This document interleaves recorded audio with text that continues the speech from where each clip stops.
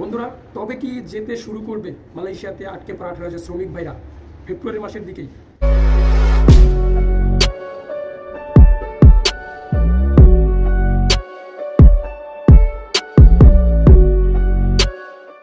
আসসালামু আলাইকুম, আশা করি সকলেই ভালো আছেন।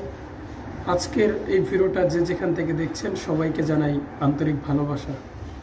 তো বন্ধুরা, আবারও চলে আসলাম আটকে পড়া 18,000 শ্রমিক ভাইদের জন্য নতুন একটা আপডেট নিয়ে।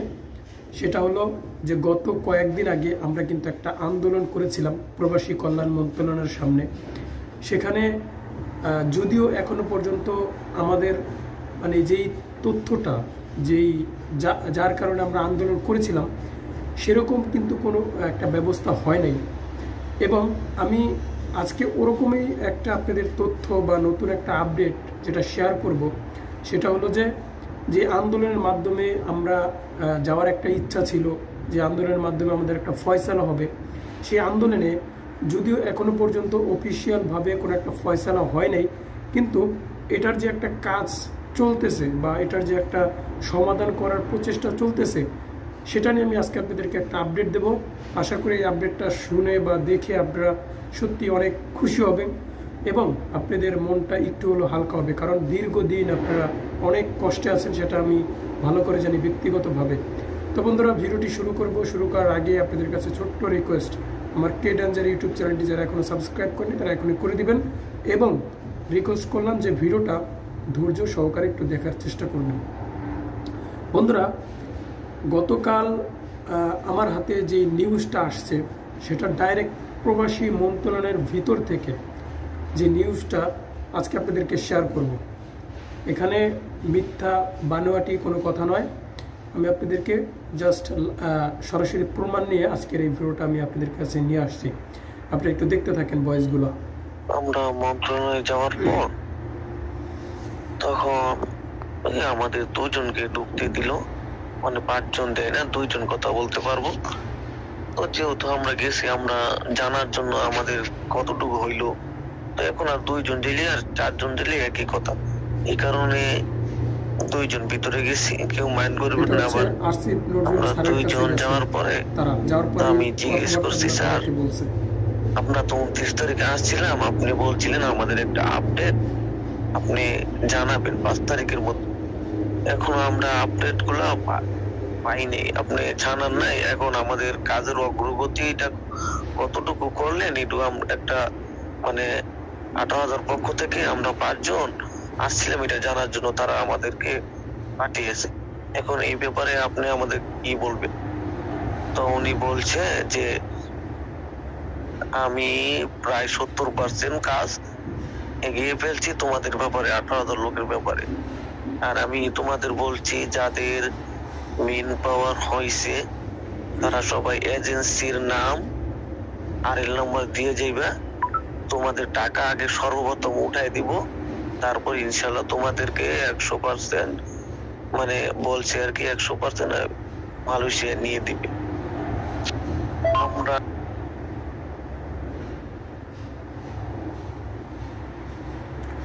তো বন্ধুরা, যাই হোক, এরকম অসংখ্য কথা আছে যা আপনাদের শোনাতে গেলে অনেক দেরি হয়ে যাবে। তো কিছু কিছু ইম্পর্টেন্ট কথা আপনাদেরকে শেয়ার করলাম, এবং আমি ব্যক্তিগতভাবে যেটা আপনাদেরকে শেয়ার করবো সেটা হচ্ছে যে, দেখেন, আন্দোলনের পর হইতে কিন্তু আমাদের যারা কর্মকর্তা আছেন বা যারা এইসব নিয়ে কাজ করেন তারা কিন্তু বসে নেই, তারা ভিতরে ভিতরে কিভাবে প্রবাসী ভাইদেরকে একটা সমাধানে নিয়ে আসা যায় বা তাদেরকে যে কোনোভাবে মালয়েশিয়া পাঠাক বা তাদেরকে ক্ষতিপূরণ দেওয়া হোক, তো সেটা নিয়ে তারা খুব ধীরে ধীরে কাজ চালাচ্ছে। এবং আমরা এখনো পর্যন্ত কিন্তু কোনো অফিসিয়ালভাবে বা খবর পত্রিকায় সেটা কিন্তু এখন পর্যন্ত দেখি নাই, কিন্তু ব্যক্তিগতভাবে আমাদের প্রবাসী ভাইরা যারা গিয়েছিলেন মন্ত্রণালয়ের ভিতরে তাদের সাথে কিন্তু ব্যক্তিগতভাবে আসিফ নজরুল স্যারের সাথে কথা বলেছে, এমনটাই কিন্তু জানালো একজন প্রবাসী ভাই। তো এরকম তথ্য আসলে যত শুনি ততটাই হয়তো মনে হয় যে একটু আশার আলো বাড়তে পারে। তো আমি এর আগে কিন্তু আরও আগে একটা ভিডিও আপলোড করেছিলাম যে এই আন্দোলনের মাধ্যমে যদি প্রবাসী ভাইরা যদি না যেতে পারে তাহলে কিন্তু 2টা ফয়সালা হবে। এটা কিন্তু আমি বলেছিলাম আরও আগে, আপনারা জানেন যারা ভিডিও দেখেছিলেন। তো ওইখানে বলেছিলাম যে যদি তারা না যায় তাহলে হয়তো তাদেরকে মালয়েশিয়াতে নেওয়ার ব্যবস্থা করবে, যদি না যেতে পারে আর না হয় তাদেরকে একটা ফায়সালা করবে বা ক্ষতিপূরণের একটা ব্যবস্থা করে দেবে। তো এরকম কিন্তু আমি কথা বলেছিলাম। তো এই বাস্তবায়নটা কিন্তু সামনে আসছে, এবং যেই সতর্কতা বা যেই আপনাদেরকে যেই তথ্যটা, যেই ইনফরমেশনটা দিব, সেটা হচ্ছে যে আপনারা যারা যে এজেন্সির মাধ্যমে গিয়েছিলেন, সেই এজেন্সির কাগজপাতিগুলো এখন বর্তমানে অনেক না থাকারই কথা। যত দ্রুত সম্ভব আমার এই ভিডিওটা আমার আটকে পড়া 18,000 ভাইরা যদি দেখে থাকেন, তাহলে যত দ্রুত সম্ভব আপনাদের ডকুমেন্ট, আপনাদের সমস্ত তথ্য আপনাদের নিজেদের কাছে রাখেন। যে কোনো সময় যে কোনো একটা আপডেট আসতে পারে, দেখা যাচ্ছে যে আপনাদেরকে মন্ত্রণালয়ে ডাকতেও পারে আপনাদের ক্ষতিপূরণ দেওয়ার জন্য। তখন হয়তো দেখা যাচ্ছে যে হাতে আশেপাশে কাগজপত্র না থাকার কারণে বিভিন্ন সমস্যা আপনাকে ফেস করতে হবে।